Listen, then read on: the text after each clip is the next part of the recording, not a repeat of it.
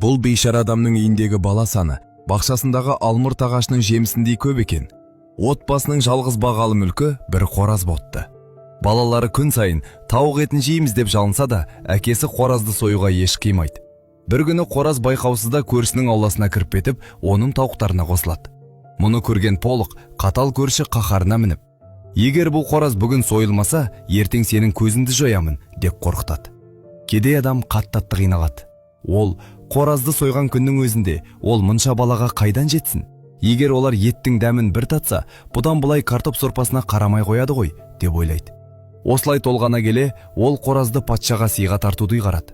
Сарайға келгенде патша, мұны неге өзің жемедің, деп сұрайды.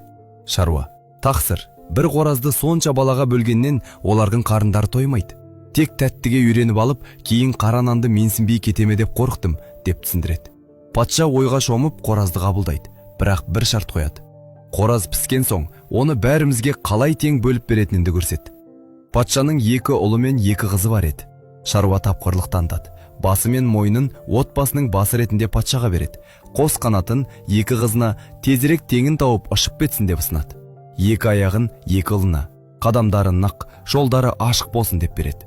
Қалған бөлігін бұл түкке тұрғысыз деп өзіне қалдырады. Бұл тапқырлыққа риза болған патша оған үлкен жер телімін сыйға тартады. Шаруаның байып кеткенін көрген көршісі іштарлықтан жарыла жаздайды. Ақымақ шаруа, бір қораз үшін сонша сый алса, мен 5 қораз апарсам, одан да үлкен сый аламын деп ойлайды.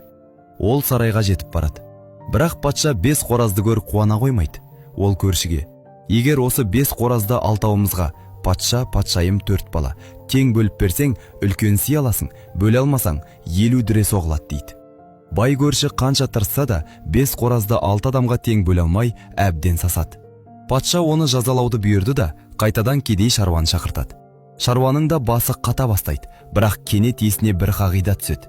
Мен мұны қасиетті бірлік символы ретінде бөлейін. Үшеуі бөлінбейді, бірақ әрқайсысы тең құрметке ие дейді. Ол бір қоразды патша мен патшайымға бірге беріп, бұл бірліктің нышаны деп түсіндіреді.